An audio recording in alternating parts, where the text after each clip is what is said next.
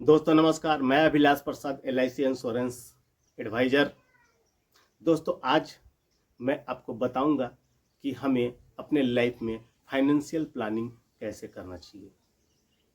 दोस्तों हम लोग काम करते हैं लेकिन हम अपना फाइनेंशियल प्लानिंग सही तरीके से नहीं करते हैं। तो आज मैं बताऊंगा कि हमें अपना फाइनेंशियल प्लानिंग किस तरह से करना चाहिए। दोस्तों अगर आप हमारे इस वीडियो को यूट्यूब पे देख रहे हैं तो सब्सक्राइब कर लीजिएगा। अगर आप फेसबुक पेज पे देख रहे हैं तो फॉलो करिएगा, लाइक करिएगा। तो बने रहिए मेरे साथ इस वीडियो में, स्किप मत कीजिएगा। दोस्तों हम लोग जो भी इनकम करते हैं, जो भी हम लोग पैसा कमाते हैं, तो हमारे साथ बहुत सारे की समस्याएं होती है। हमें घर खर्चा भी चलाना होता है, मेडिकल खर्चा होता है, प्लस अपना लाइफ स्टाइल मेंटेन करना होता है और भविष्य के लिए भी कुछ प्लानिंग करना होता है। लेकिन होता क्या है कि हम लोग उस मतलब प्रॉपर वे में जैसे हम लोग को सेविंग करना चाहिए फ्यूचर के लिए, हम लोग नहीं कर पाते। तो हम आज आपको बताएंगे कि हमें किस तरह से अपना प्लानिंग करना चाहिए।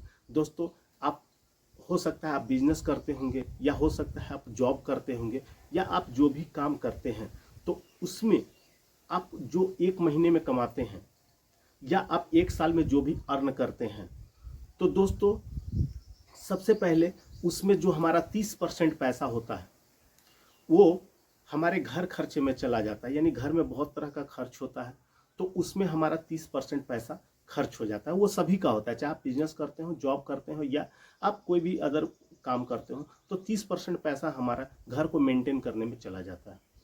उसके बाद जो बाकी 30% पैसा है वो हमारा housing loan, car loan, bike loan, इस तरह का बहुत सारा जो हम लोग लोन पे चीज़ें लेते हैं उसमें हमारा पैसा चला जाता है। और 10% जो पैसा होता है वो हमारा लाइफ स्टाइल मेंटेन करने में, जैसे लैपटॉप हो गया, मोबाइल हो गया, मूवी, होटल, इस तरह का जो भी खर्च होता है 10% पैसा हमारा वहाँ पे खर्च हो जाता है। तो ये हो गया 100 में 70% पैसा हमारा इस तरह से खर्च हो जाता है। लेकिन 30% पैसा जो है वो हमें कंपलसरी सेविंग करना चाहिए। आप चाहे जो भी काम करते हैं वो 30% पैसा आपको सेविंग करना चाहिए। सेविंग किस तरह से करना चाहिए? सेविंग करने का दो तरीका है, एक है शॉर्ट टर्म सेविंग और दूसरा है लॉन्ग टर्म सेविंग। तो शॉर्ट टर्म सेविंग में क्या है कि 10% पैसा आप शॉर्ट टर्म सेविंग में लगाइए। उसमें आप बैंक FD कर सकते हैं, पोस्ट ऑफिस का शॉर्ट टर्म का प्लान आप ले सकते हैं, आप म्यूचुअल फंड में निवेश कर सकते हैं, आप कोई शेयर ले सकते हैं, या किसी कंपनी में आप डिपॉजिट कर सकते हैं। तो ये जो शॉर्ट टर्म आप जमा करेंगे, शॉर्ट टर्म सेविंग जो करेंगे, ये आपके बहुत सारे गोल को पूरा करेगा।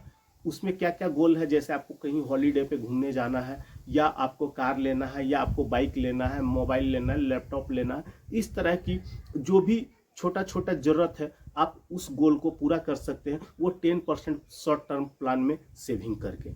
दोस्तों बाकी जो आपके पास 20% पैसा बचता है उसको आपको लॉन्ग टर्म सेविंग करना चाहिए।